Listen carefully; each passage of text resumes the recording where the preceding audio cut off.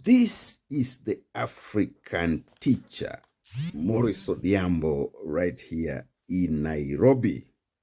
Now, long before Donald Trump issued threats to colonize Greenland, the American administration had already served divorce papers to European leaders.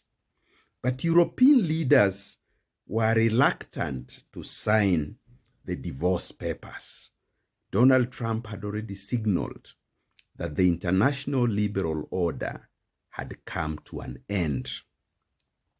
Now, in Davos, Canadian PM, that's Prime Minister Mark Carney, finally decided it is time to sign the divorce papers. Now, this is what Mark Carney said about the world order. Today, I will talk about the rupture of the world order, the end of a nice story, and the beginning of a brutal reality where geopolitics among the great powers is not subject to any constraints. He goes on, but I also submit to you that other countries, particularly mid-level powers like Canada, are not powerless. They have the capacity to build a new world order that embodies our values, their values, like respect for human rights, sustainable development, solidarity, sovereignty, and the territorial integrity of states. Now, let's analyze this using the lenses of Pan-Africanism. The liberal international order, presided over by the American empire for almost 100 years, is a system that privileged the transatlantic relationships and associations. That means the alliance between the Americans and the Europeans. Now, for the rest of the world, particularly Africa, that system is a system that continued imperialism. That system is the system that continued to put Africa down. So as long as the system served the interests, as long as the system dished out privileges to Europe, European leaders had no problem with that system. Even if genocide was being committed in other parts of the world, European leaders kept their peace. It was not their people who were being killed in Iraq, in Syria, in Libya, in the Democratic Republic of Congo, in Sudan, and so on. They simply joined the party. Their interests were never at stake. Their citizens were safe at home.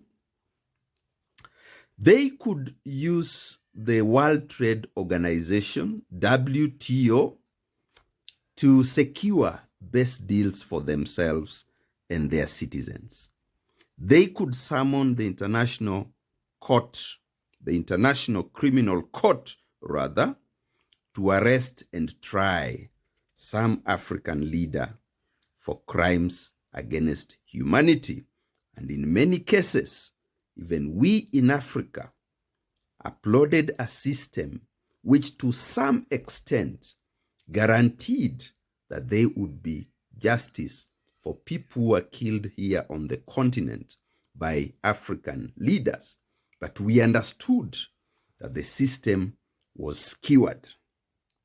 So if they committed the same crimes as they have done in Iraq, in Libya, in Syria, in the Democratic Republic of Congo, in Sudan, and elsewhere, they would never be held accountable.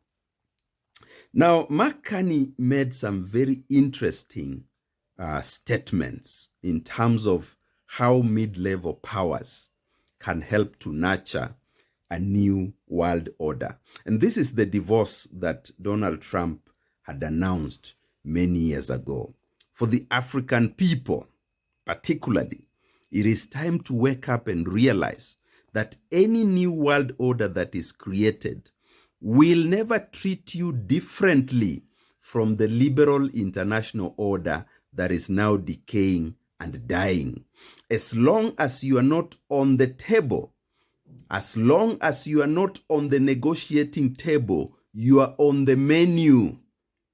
You are on the menu. You are being prepared and pampered so that you can be packaged and eaten. African people, we must wake up. We know the African Union is a dead institution. We have to come up as a people through our movements, through our mobilizations. We have to come up as a people, as the African people, to reclaim our space. African civilizations in the past have been great, have been dominant. But you know that colonization killed a lot of these organic processes that had gone on the continent. This is an opportunity for Africa to rise once again.